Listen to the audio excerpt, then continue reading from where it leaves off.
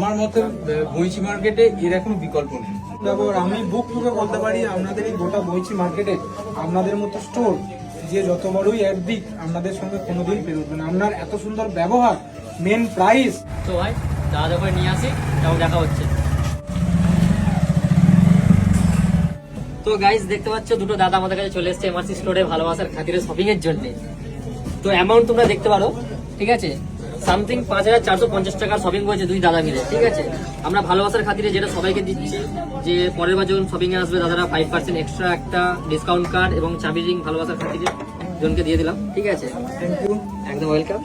দাদার বাড়ি হচ্ছে সুলতানপুর, এখান থেকে 22 কিলোমিটার, ঠিক আছে।